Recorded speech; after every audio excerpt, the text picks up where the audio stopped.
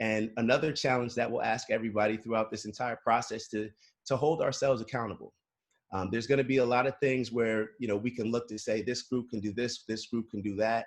However, if we always look inward throughout the entire process and focus on what we can do as a collective group to move forward to the eventual goal of us always being safe, I keep going back to that safe space, then I think that's the best way for us to get there. So today you're going to hear from a bunch of inspiring speakers and performers, from folks who are actually in the actual film.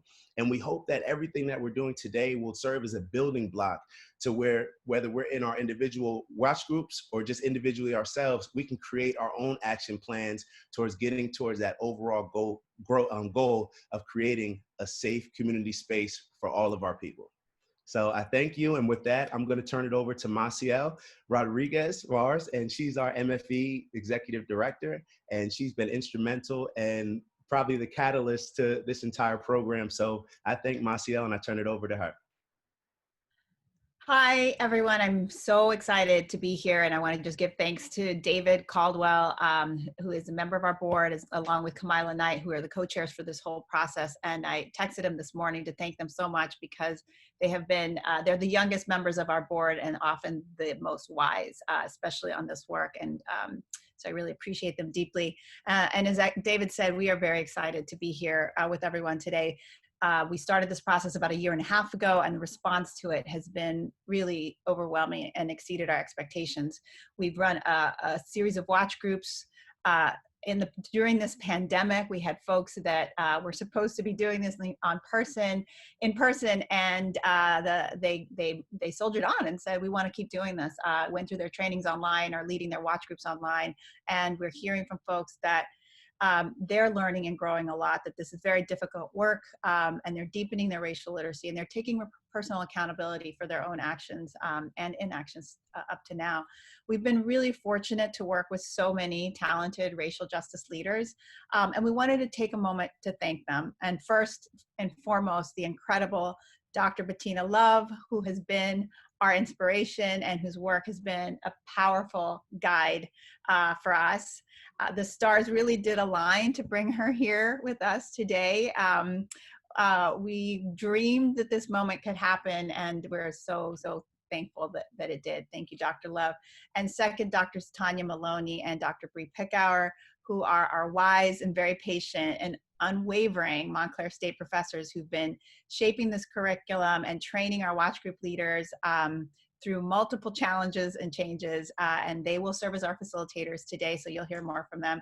We'd also like to thank the series subjects, Dr. Shayla Holland, Jessica Stovall, and Jada Buford, who have really been our inspiration as well. I said on a phone call with them the other day that I'm absolutely starstruck because I've watched these episodes for a long time, and it's just really special to have you here. We also wanted to thank Lisa Zimble from Participant Media, who we connected with early on and has been so generous with sharing resources and being a thought partner. We really appreciate you, Lisa, and we look forward to continuing to work with you. This event was supposed to happen in person, and when we moved it online, we needed a Zoom wizard to help us, and we have the incredible Michelle Greer, who's working all the back end here, so thank you, Michelle, for helping us. And last, but certainly not least, we want to say a huge thank you to two of our MHS student performers, Destiny David and Jaden Walker, who you'll hear from later today. They are going to share their spirit and their talent with us. And they're just such a powerful reminder of how this generation is going to change our world. So before we get started, just a few housekeeping matters. The first portion of this meeting is going to be operated as a webinar. So you're all muted and we won't have an open chat all the time. When we do have it open, please share your affirmations or any resources. But when the chat is not operating, you can use the Q&A button to send us any questions, or if you're having some difficulties with the tech. And my colleague Dory Hack will be monitoring the Q&A and responding. And everyone who registered from the event, we just want to let you know that you'll be receiving a follow-up email from us. It's a really juicy one. It will have some resources for you to kind of deepen your learning, as well as some ways to get involved in some action here in town and in the broader Black Lives Matter movement. We'll also have an exit survey where we hope that you will please take just a few minutes to fill it out, because we are evaluating this work with the help of Montclair State, and your responses are critical for us to be able to kind of keep strengthening the work. So please take some time to do that. And now I have kicking off this afternoon with the beautiful voice of Montclair High School Rising David. She is, I think Dr. Love, as you'll hear later, she talks about the importance of creating school spaces that nurture the full humanity of our Black and Brown students, the spaces where they can be known and respected, and where they can find their joy and develop their gifts. And so Destiny is going to sing India Ari's I Am Light, and I think it really reflects that message. At Montclair High School, Destiny is in the Montclair High School of Visual Performing Arts, where she's a talented actor.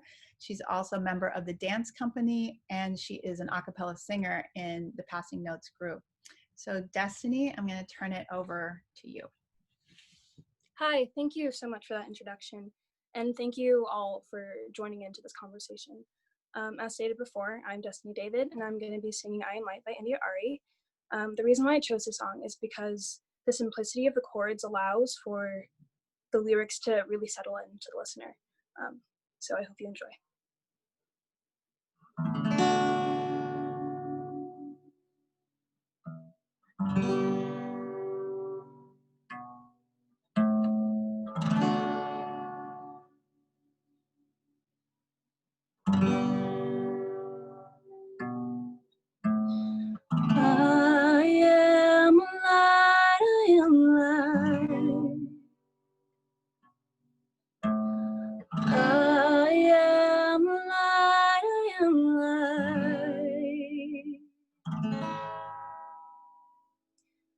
I'm not the things my family did. I'm not the voices in my head.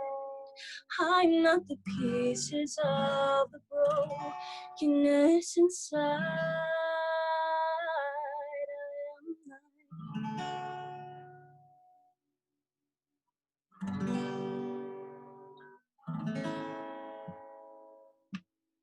I'm not the mistakes that I have made, or any of the things that cause me pain. I'm not the pieces of the dreams I left behind. I am light.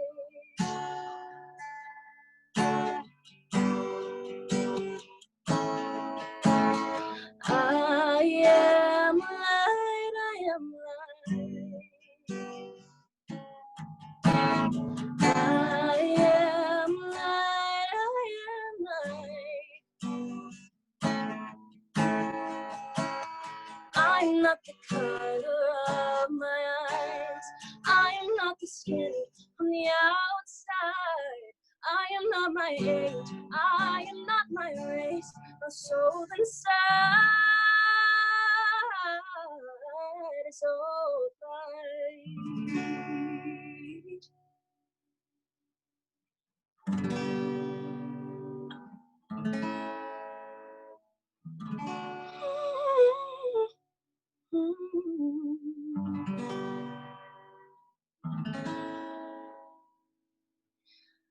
I am divinity defined.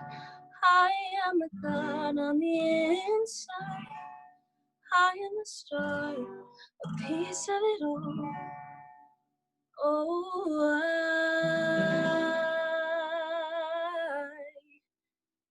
I am light.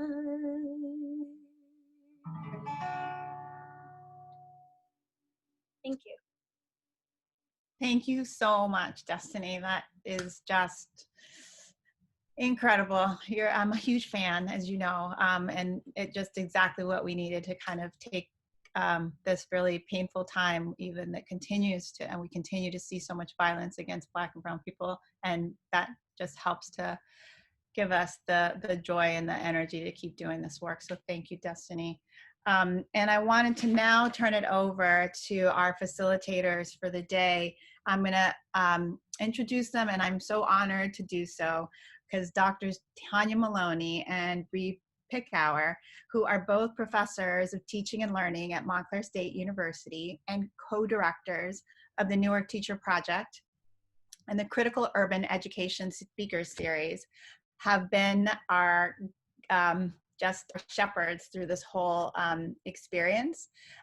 Each of them have written extensively on race, racism, and education, and they are passionate about their charge to nurture anti-racist educators. When we first approached them about a year and a half ago, we basically asked them to adopt this community and to guide us through this journey, and they have done exactly that. So thank you. They've dedicated countless hours to developing this unique America to Me experience for Montclair. They definitely win the prize for most consecutive viewings of the documentary. We'll be quizzing them later, I'm just kidding. And we couldn't be more grateful. So I'm gonna hand it over to Drs. Maloney and Pickauer. Thank you so much, Masael. Dr. Pickauer and I are so excited to be a part of this work.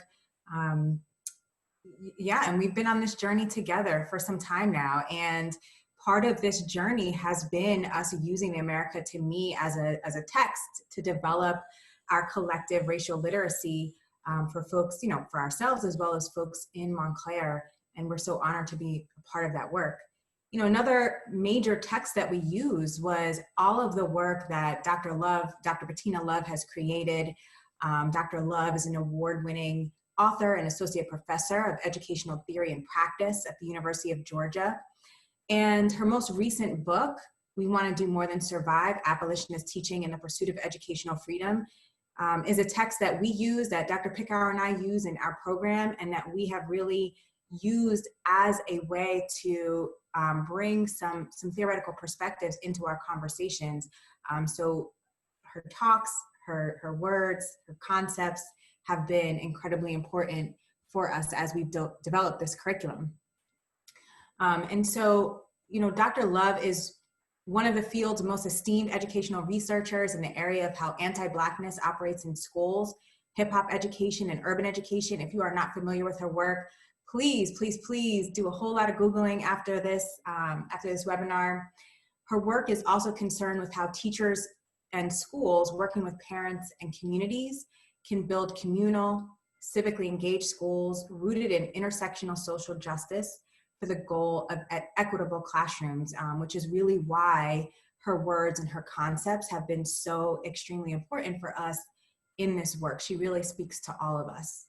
And so we are so lucky to have her today. And we're gonna go ahead and turn the mic on over to her so that we can really frame this conversation that we're having today. Thank you so much, Dr. Love, for joining us. Dr. Love. Okay, so I'm so excited now to turn the mic over to our facilitators again, who are going to be interviewing or doing Q&A with 3 of our series subjects from the America to Me documentary, who many of us have gotten to know very well from watching you. And I just want to thank you all again for being here and for the work that you did in the documentary that is teaching us so much. I want to give a brief intro to the 3 panelists. We have first Dr. Shayla Holland, who is the former vice principal at Oak Park River Forest. She is now currently the principal at Lake Forest High School, where she has served for the past 5 years. She's earned her BS in secondary education from Northwestern University and her master's from DePaul University with a doctorate from the University of Illinois, Chicago. Dr. Holland believes that all students embody excellence and believes it's imperative to create the conditions for all students to reach his or her full potential academically, socially, and emotionally. We're also going to hear from Jessica Stovall, who taught for 11 years at Oak Park River Forest High School. She's currently a doctoral student in the Race, Inequality, and Language program at Stanford University.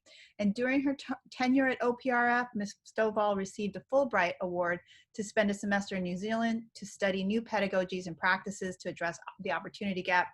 Ms. Stovall received her Bachelor's of Education from the University of Wisconsin-Madison and her Master's of Art in Literature from Northwestern as well. And third, we have Jada Buford, who is a recent graduate of Howard University. Woo-hoo.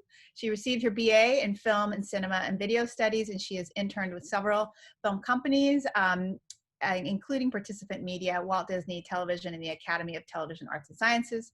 And Jada was one of the 12 series subjects from the America to Me documentary, where we first see her talent for making documentary films.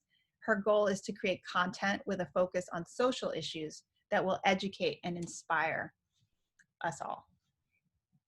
So I'll turn it over to you, Bree and Tanya, for the Q&A. Thank you so much.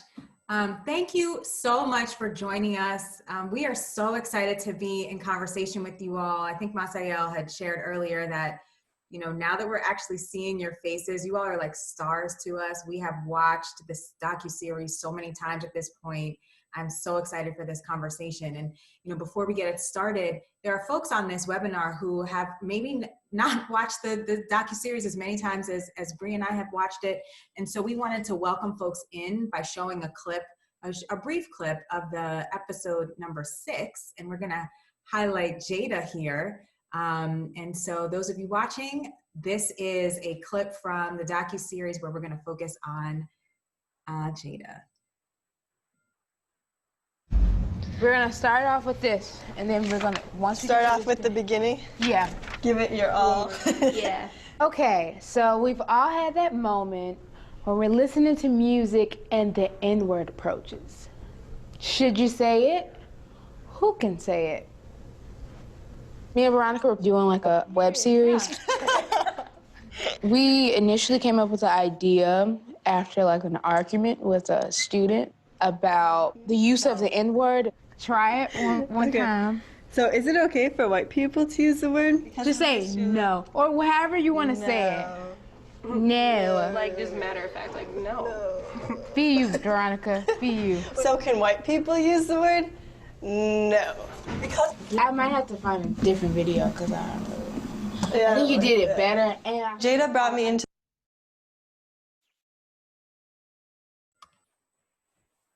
Thank you so much. So I see you smiling. I don't know how it is on your end to see yourself, you know, in this docuseries.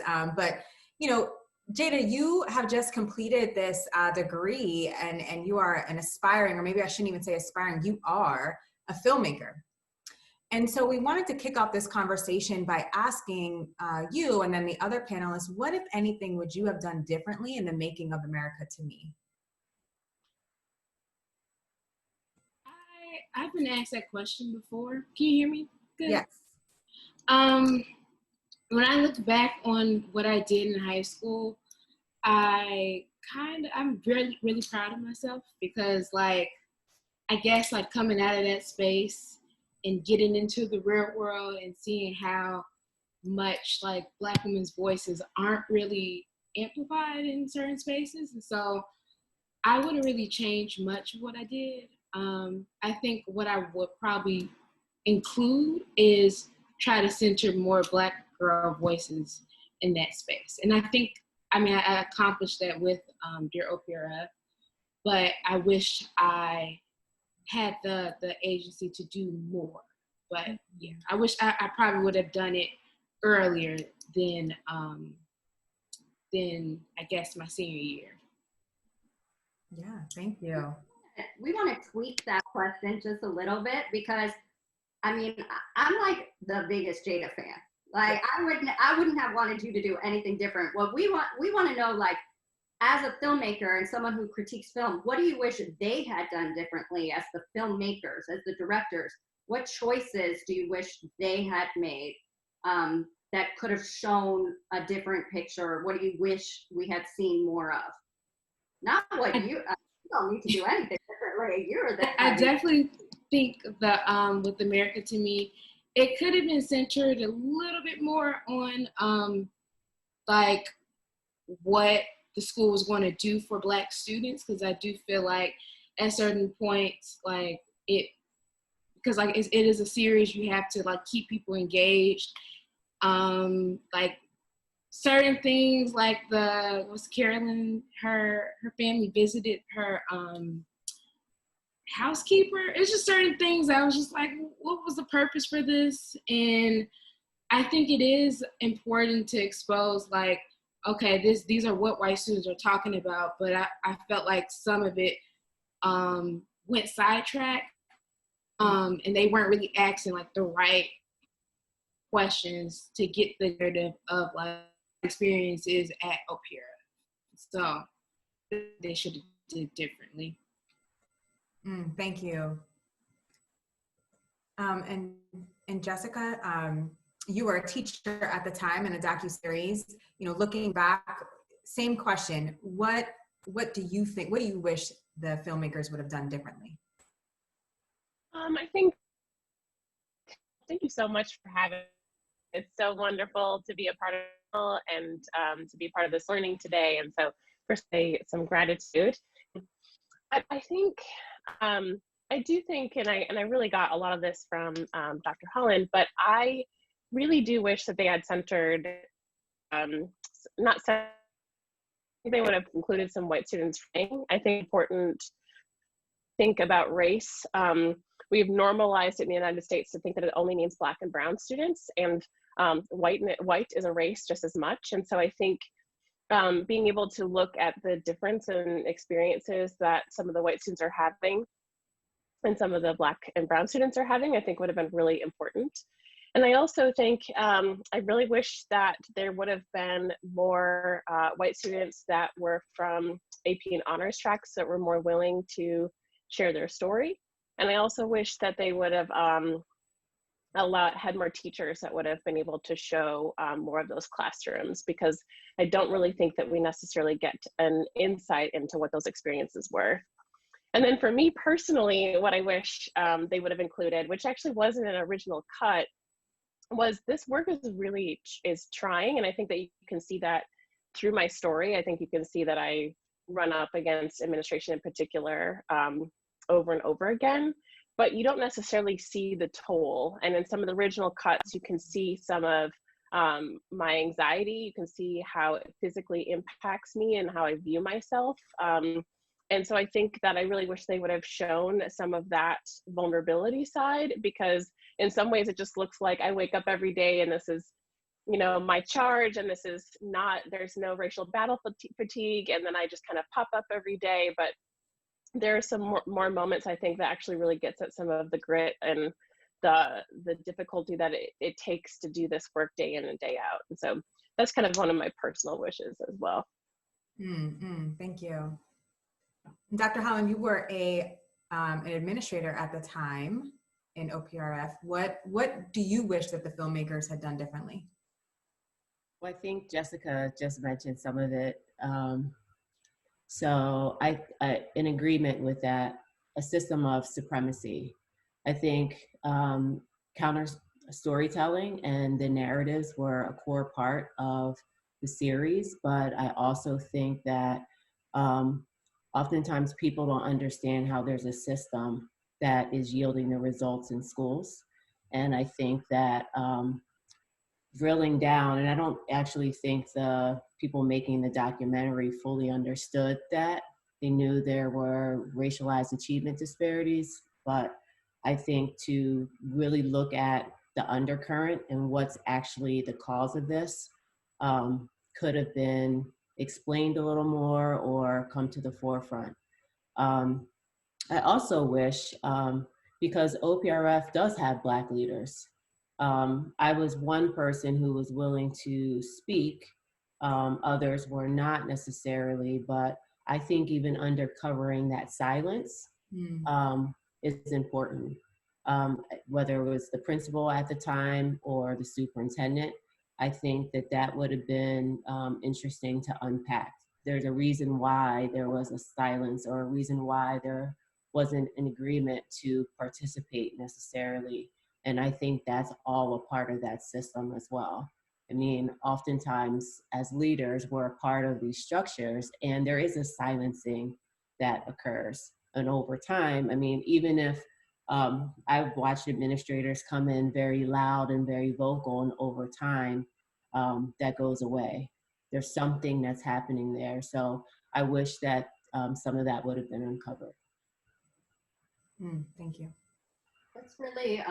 It's really powerful, and it's one of the things, especially what you were saying, Dr. Holland, that we had also picked up on as we've been building curriculum to develop people's racial literacies using the film as a text. And so we've been really encouraging people watching the film to be looking for the way that institutional racism, ideological racism, interpersonal racism, and internalized racism are at play in the school. And so that's the lens we've been using for viewing the film. And one of the things that's really, to us, been the most powerful part of the film is the way the three of you have spoken back to both the individual racism that you experienced, but also the institutional racism that was at play in the school. And so kind of going back to part of what Dr. Love was talking about as well, you know, we watched you all do that work, and as often happens, it was led by 3 Black women. We're doing this anti-racist work.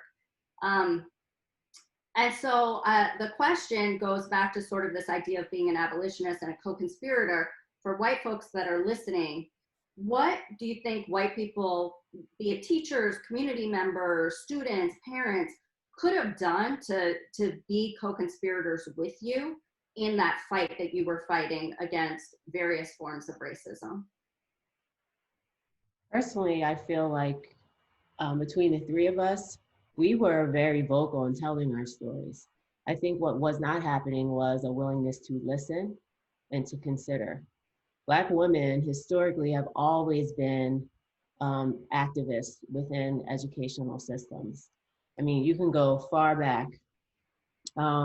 Yet we've also been marginalized in silence within that same system. Mothering, nurturing, all these things that are part of our womanist being is oftentimes suppressed within schools. And we can see, feel, and understand things at even a spiritual level in education. I know many people don't talk about that, but there is a connection that we have to students, to kids.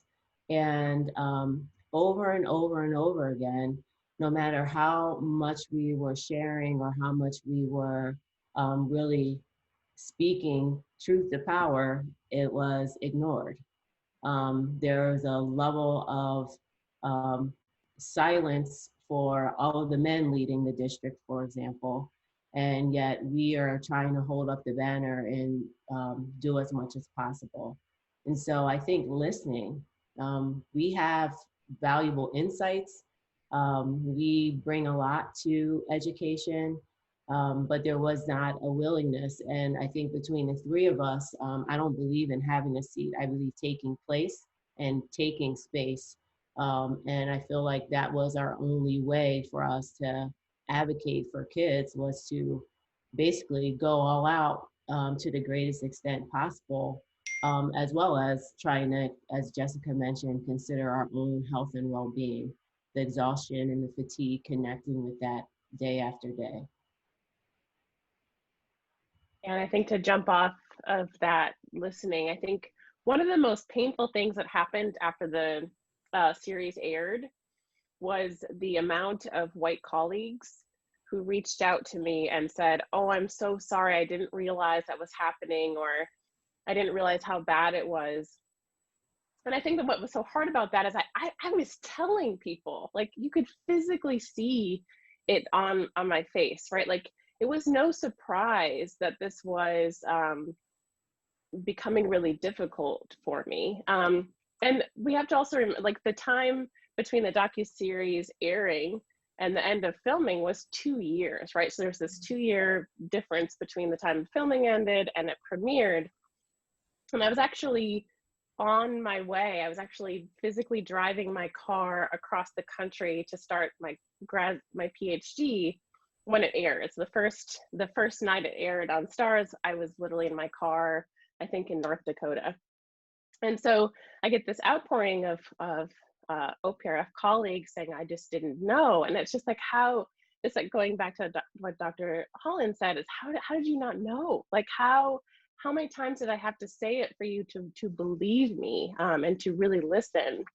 And so what I really would have wanted is I would have wanted somebody who had the kind of cachet and the status to have people hear me, give me like carve some space for me and then get out of my way. Like I really just needed a little bit more of access, and then for somebody to say, okay, now listen.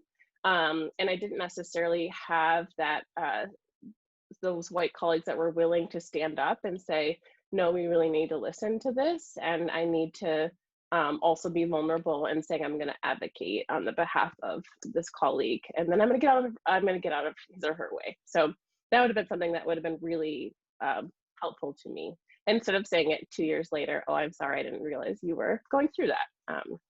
And I think we're seeing that a lot in this particular, what I hope is a revolution. We're hearing a lot of like, oh, I didn't know, I didn't realize how bad it was. And so it's like, it's now kind of too late to say, I didn't realize. It's like, okay, what am I going to be doing now? What actions am I going to be doing now? So I can't later look back and say, I just didn't, my ignorance got in the way of me making action. Yeah, I agree too. When it comes to listening, part of the main reason why I did Dear OPRF, part of the main reason why I did Dear OPRF is because I didn't really see a space for me. And I felt like at the time that I needed another white counterpart for me to be heard. And I would say like the result from that, even like after like premiering Dear OPRF, I don't think I was like, people really listened like during that moment. But I think now, because like Dr. Love was saying, that like everybody wants to be on the right side of history, that they're now seeing like the importance of, okay, now I should listen to Black women. So I think for like the administrators now at OPRF, that they should really try to center like Black students, and specifically like those that are trying to like create some sort of change within that system. Yeah, thank you. You know, right. And so this idea of like radical listening in this moment, right? Dr. Love was talking earlier about, look, we Black folks of color have been, you know, saying exactly what we need for a long time now, right? A really long time. And so in this particular moment, we also have here in Montclair, students really speaking back and really engaging in this moment in a way to ensure that folks are truly listening. We talked about the Unity Walk and how thousands of folks came out. The students had a very clear set of demands. They had 5 demands: to desegregate the classrooms, hire more Black teachers and leadership in the district, dismantle the Eurocentric curriculum, having mandatory teacher training, and to change the culture to show that Black lives truly matter. Many of these aligned with what Dr. Love had shared about mandates that she has for schools, and that, you know, scholars have been saying for some time now. And so as folks continue to ask, well, what do we do? What do we do? Right? Like folks are saying, you know, many of the students that developed that walk, that led that walk, were students of color that were sharing their experiences with racism. So students are speaking back. So in this time where we're hoping that folks are radically listening, what can you offer the students in this time, right? That they are highly engaged, tuned in, have a clear list of demands. What advice do you have for them to help them continue on their path and make these happen? I think one important thing that I had to learn while being in college is to focus on yourself and to have some sort of self-care routine. Because again, like Dr. Love said, if you're not well, then you won't be able to, you know, if you're not good to yourself, you won't be any good to trying to, you know, get the job done. Because like, I think even in high school, I didn't realize how much trauma and emotional labor that I was experiencing, or even just like how much trauma you experience, like Black kids experience from pre-K to high school level. So I definitely think trying to center yourself if you need to heal from your trauma, or taking the time to take care of yourself. Thank you. If you don't mind, can I actually go back to something you said in terms of what we need and students voicing that? Just because kids are telling us something every single day. If you, even in their silence, even in their lateness to class, kids are constantly speaking to us. And I think part of radical listening is not just relying on the students to have to like orally voice what's happening. They're showing us every single day what's happening by showing up, not showing up, a range of things. And so I think radical listening is paying attention, being present, asking questions. But I just want to be honest, what students are saying and what we have been saying we need is not going to make people comfortable to have to listen to or to react to. And so the matter of it is that what we need is going to mean that white people are often going to be uncomfortable. They're going to have some things taken away, or some things looking different, things that have yielded them privileges historically and within our educational systems are going to be very different. They're not going to be prioritized. They're going to be a part of. And so I think even though we're stating what we need, until there's an institutional will to actually make those changes and to really eliminate the privileges that exist so that we are also centered in everything that happens, then nothing is going to change. And so like, it's not enough to be in close proximity to us, whether it's through our homes or in the building, but yet when the bell rings, you can predict by race where everyone is going. It's going to mean that we actually take a hard look at some of those honors and AP classes and really actually challenge those structures and systems that are also built on white and whiteness.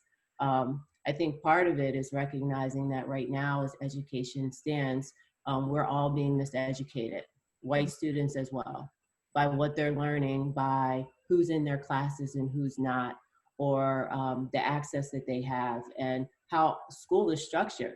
They're learning supremacy by the way schools are built. And so I think if there really is a desire to listen to the students as well as staff members, there has to be a will to listen with the intent of making those changes. Otherwise, we're continuing to exhaust ourselves by constantly sharing and sharing where there is no will to truly listen. I want to snap everything that you just said. That was a lot of my thinking as far as when we talk about change and like some of the dangers of saying like, you know, the children are the future. And we just basically are taking the burden of change and placing it on the next generation instead of doing the work that we need to do as adults to make that better for them. And so I really appreciate you for bringing that up. But as far as any advice that goes to students, I would say the one thing that has gotten me in day out is just to be reminded of my purpose. Why am I here? Why am I doing this work? What do I stand for?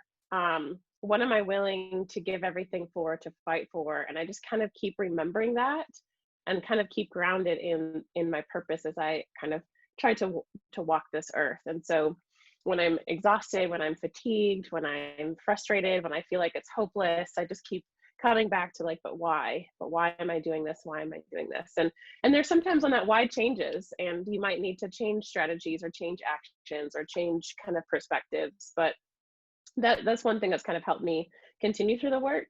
And then I also think, as Jada was saying, like that constant self-reflection about also our roles and our positionality and how we're entering spaces, and really kind of doing the introspective work, that has been really, really powerful to me. And I think one of the best pieces of advice I got was from Dr. Gloria Lassen-Billings, a former amazing professor at UW-Madison and one of my most favorite people in the world. And she gave me this analogy of an elephant. And she said, if you measure your success by how far you push an elephant, you will always be unsuccessful, because there's several tons, you can't actually push it. If you do push it, it might go sideways, backwards, it goes forward 1 step, back 2 steps. And so she said, if you measure your success based off of what happens to you when you're pushing an elephant, then you'll be really successful, because you get stronger, you get more crafty, you learn new strategies, right? You'll be able to work with other people that have been pushing elephants and come to collectively stronger, right? And so she's also like, just pay attention to what you're measuring as your bit of success, and a lot of the success will come within you and your ability to make change within your sphere of influence. And so that for me also is a really helpful framing when I felt like I was constantly failing. And I realized I actually wasn't at all. And I feel like where I am now is in large part of pushing that elephant for so long as I did, as you can see in the series. Yeah, thank you so much. And I really appreciate Dr. Holland, you speaking, and all of you really continuing to push us to ask, like, yes, in this moment, students have the mic and they have these demands, but what have they been telling us all along in their silence, in their, in the various ways that they've moved in and out of schools. And, one of the participants wants me to highlight the fact that one of their demands, this idea to desegregate classrooms. And, Dr. Holland, you were talking about, looking at our AP classes, and the students see what's happening in Montclair Public Schools, and part of in our community specifically, or in the Montclair community specifically, that also involves, ensuring that the students, that there's busing to the South End, right? And so that's how our larger community is segregated, and how can we continue to think about how our community is structured and how that is affecting our classrooms and the experiences that our students are having. So I wanted to make sure that was out there as well. Can you say a little more just about the busing?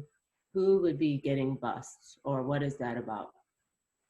Well, it would be one of the strategies to desegregate some of the classrooms because of how the Montclair public school community is set up. Mm-hmm. Dr. Pickard, did you want to share more? Well, no, we're actually out of time for this part, and we're about to go back to Masael, but I'm going to ask if Masael, if you could speak to that, to Dr. Holland's question, and give a little bit more detail about the busing and what the demand is around the busing. So thank you, everybody, so much for. Thank you so much. Thank you for all the work that you're doing. Thank you. Yeah, so absolutely. So Dr. Holland, just to give you a little bit of context, so there is, at our high school, there is a public bus that is offered to students but there's a 2-mile requirement, folks who live in the South End, which is demographically, we have primarily brown and Black folks, white folks too, but we don't have a bus so folks on the South End have to get a city bus, pay for their way to get to school, and because it's under the 2 miles and for some just shy. So students have been very vocal about saying that there should be a public bus that transports our students to the high school. Mm-hmm. Thank you. And I am realizing that we're at 4:06 and we could keep talking all afternoon. And if there's somehow, some way that we could have, part 2 maybe someday, we would love to, because there are so many questions that we got from folks that are in the audience, and that we will be collecting and answering and responding to everyone, but we wanted to make sure that we had enough time for just really to give the three of you the space to share some of your feedback. There were some really specific questions about, you know, kind of the series, because folks are very invested in finding out, you know, where you all went after, how it shaped, where the students are now, some specific questions about OPRF and how they connect to Montclair. So just folks who are watching, we will be addressing those questions and sharing that back with you.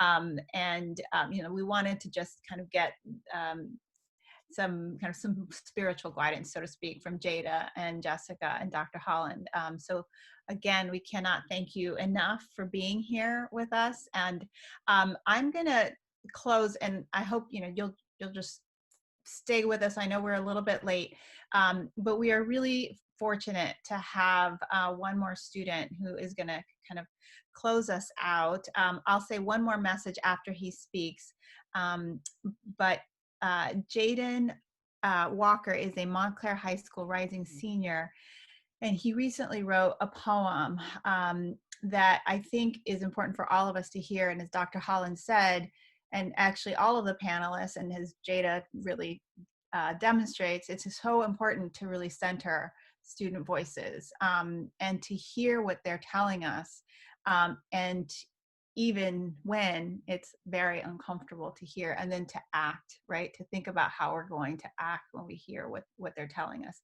So Jaden, I'm going to turn it over to you to share your poem. Good afternoon, everybody. I'm Jaden Walker from Montclair. I'm 17, as she said, and I'm a rising senior. And I'm here to share my poem, You Told Me, with all y'all. Thank y'all for having me. And I just want to share, before I read you my poem, I just want to give y'all a little background on me. So I live in Montclair. I go to the high school. And when you're growing up, they tell you that you could be anything. But growing up, I realized that society teaches you different. I've been stopped by the police. I've been harassed by racism. And that's where my story, well, my poem begins. You told me. You told me. You told me I could be anything I wanted to be. That was a lie. I'm not free to walk down the street as. I'm not free to jog as. I can't touch in a store as. You told me I could be anything I wanted to be. That was a lie. I can't visit a park as. I can't worship as. I can't express myself as. You told me I could be anything I wanted to be. That was a lie. I can't get equal justice as. I can't sleep in my own bed as. I can't even walk down my own school hallways as. You told me I could be anything I wanted to be. I just want to be free.